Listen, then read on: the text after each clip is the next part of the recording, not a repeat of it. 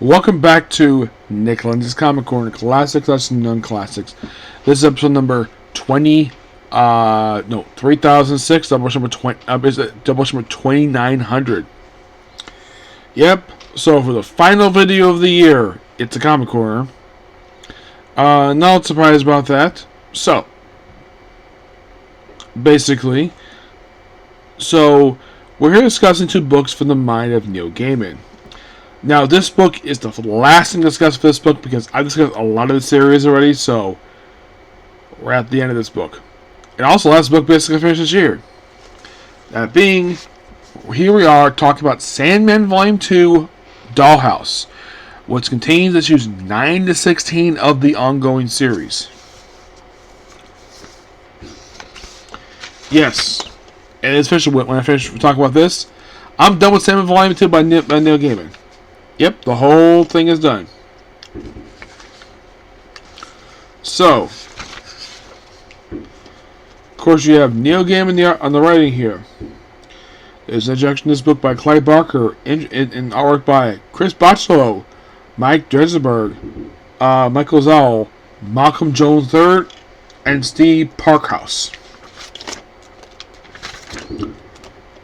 After the introduction by Clive Barker, who is, I think, a close friend of Neil Gaiman's. Clive Barker, those of you know who he is, he's the creative Hellblazer, a.k.a. Pinhead. Even though, if I heard, that was actually not his idea. That was a production thing who did that, because Pinhead's original name was simply Head Cenobite. Also was implied that Pinhead in the original novel was a woman. But he directed the first movie, so he had to change it. So, the story is called Dollhouse. Starts out with these two naked guys walking in the desert. Deal with spiritual stuff, and then it's a bunch of like African stuff. Like it's a weird issue per se. Lots of we see a person being shown on a cliff. This issue it's got lots of nudity. It's like. And just a prelude. And then we have the actual main issue. Issue 10. We start off with a person called The Threshold, which I believe this character did get a solo book, believe it or not. Yes, Neil Gaiman gave this book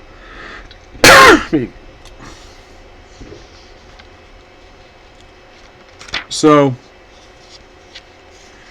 the stuff here related, this woman chatting with this chubby woman, and we see it looks like a Rolls Royce,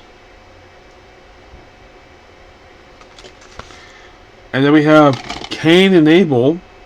Just of course we have pages. We have 1, 2, 3, 4, 5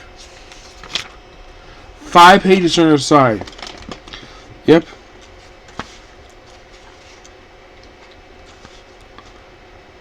Focus on this girl Walker, and girl called Rose Walker, and we focus on her. Morpheus is in the book per se, but he's not the start of the book. Nope.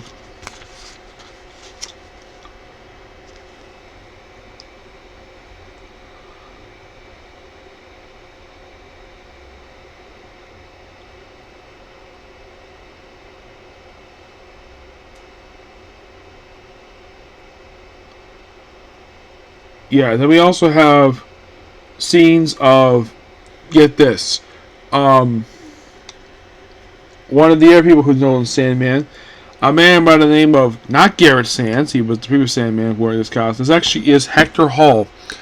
This is something that Roy Thomas set up, and of course you have Hippolyta, who is his, Lyra Hall. That's actually his wife, who, in pre-crisis, she was the daughter of the Earth 2 Wonder Woman. Post-crisis, she was a daughter of another character in Fury. So,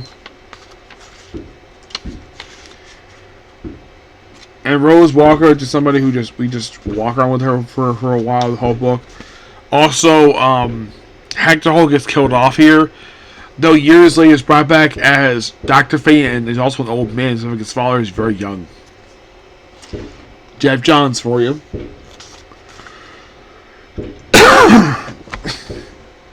I'm sure Jeff Johns himself must have got permission from, at least got a blessing from Neil Gaiman for this.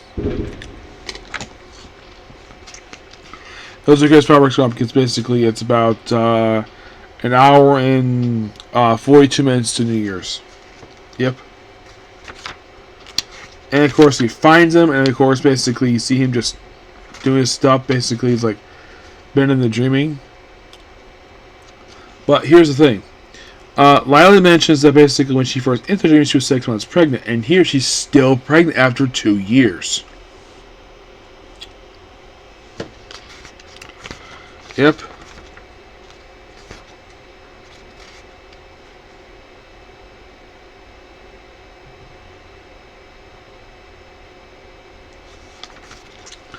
Yeah, he's a very good husband to her, which you gotta appreciate that. And then eventually Morpheus has him just die because he was already dead in the first place, but he won't harm her child. And then we have this other scene here called Men of Good Fortune, where it's Morpheus, looks like in the time of like King Richard. Yeah. There's also a scene here where he talks about John Constantine's ancestor. Yes. One of them anyways.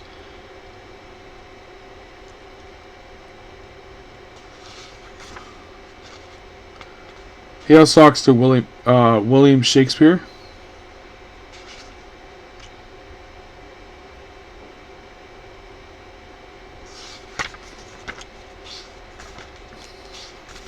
I think it was like Joanna. I think it was Joanna Constantine, who was one of John Constantine's ancestors.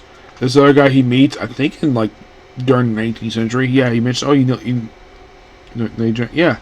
So he knew her. So could explain how he, well, maybe kind of knows. They have an issue about Syria Convention. Yes, a Syria Convention. Then we have the Carthaginian, which he himself also got a spin-off book too. Yes. And there's also a scene later in this book of rape. Yes, there is a rape scene in the book. Which the rapist dies and the victim, she is fine. And the rape victim happens to be Rose Walker. And the rapist is an overweight guy who like plays around her. Seems like he's trying to string her, and at one point, he's about to rip out. He's basically ripping her skirt.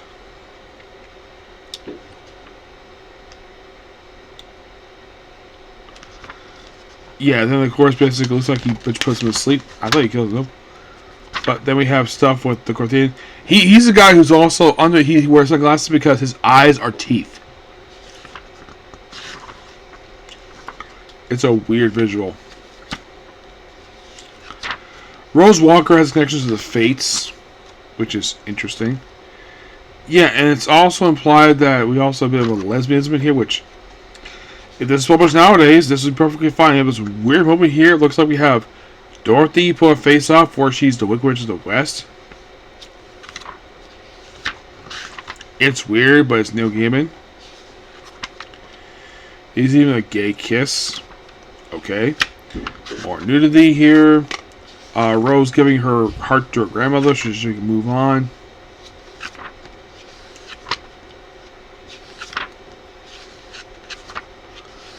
Yeah.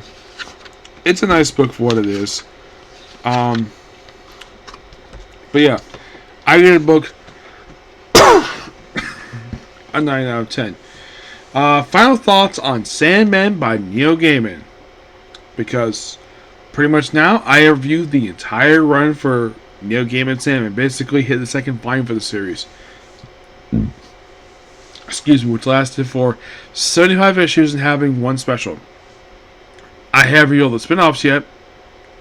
It's one of 2 Vertigo books I've heard of where they had tons of spin-offs of one single book. The other being Hellblazer. Yeah. It's a cult classic. If you're an adult, check the book out. Do not show this book to kids. This is definitely not appropriate for kids because there's lots of nudity, no swearing per se in this book. Um, this book actually concluded is actually one of the more one of the more respected books in the series. But of course, basically one of the most famous characters who debuted this book, who got his own spin-off and a freaking TV show, was Lucifer Morningstar. Yep, this book in the opening story was actually his debut appearance. And he's probably one of the two most prolific characters aside from Morpheus, who's been the most prolific character outside of the series. The other being his sister, Lady Death, the beautiful goth girl who is based on a friend of Neil Gaiman's. But if you're a fan of Neil Gaiman and haven't checked the series out, check it out. You would enjoy it. Next up, this is also from Neil Gaiman, but he didn't write this book, but he did write the one that preceded. We have Books Magic from the Sandman Universe, Volume 2, known as Second Quarto. Let's collect issue 713 of Books Magic, Book 3.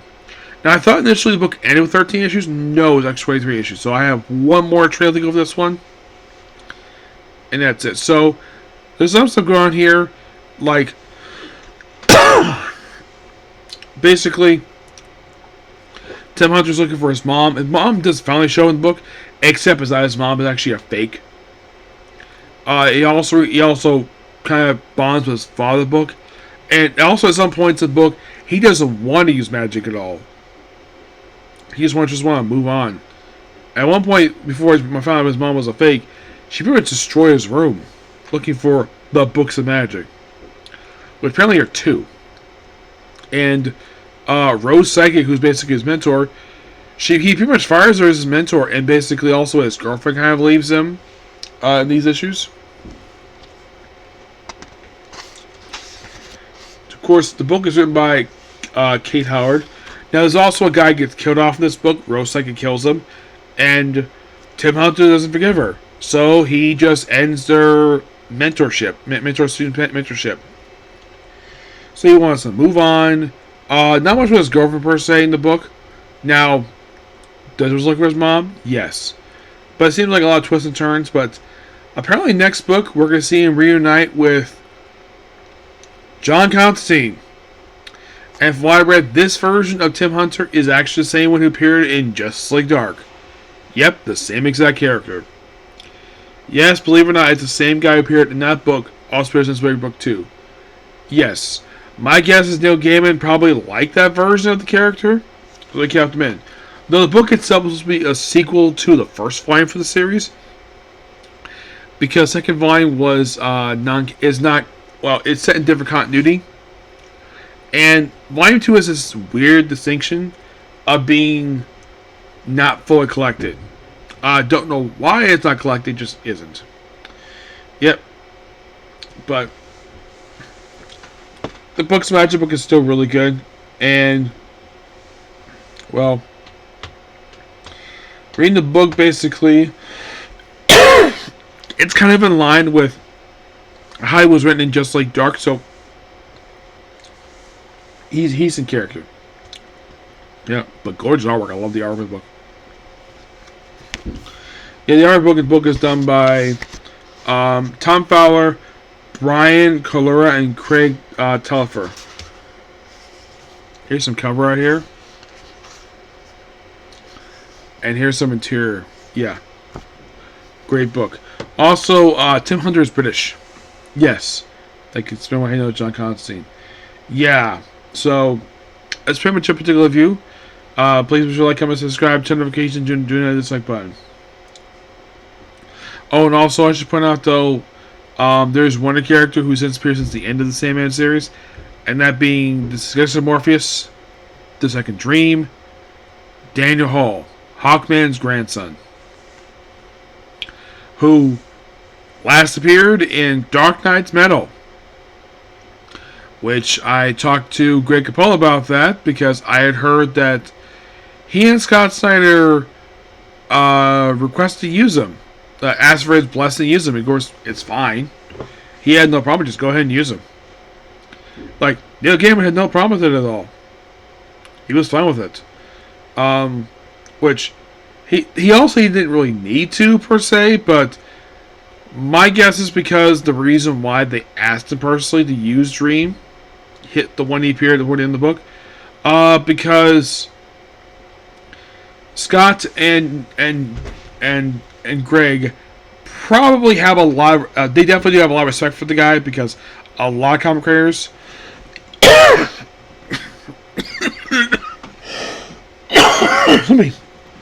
and fans have a lot of respect for Neil Gaiman, so you gotta get a lot of respect. And plus, also, he does own the Sandman characters. Not only per se, he does own Cain and Abel, that those are DC owned characters. But characters he specifically created for this series, he does own. Him and his staff own all the characters. He owns Tim Hunter. But DC uses probably because of a license agreement they have with him. Yep. But yeah, that's a particular view. Please be sure to like, comment, subscribe, turn notifications, and join the like button. Well, last video for the year. Tomorrow, start of 2025. You'll see reviews for the final review for My Isekai Life, a new anime review series, and other videos like things wrong that came out for this year, and good things that came out this year. Okay? See you in the next video tomorrow. Happy New Year. Bye.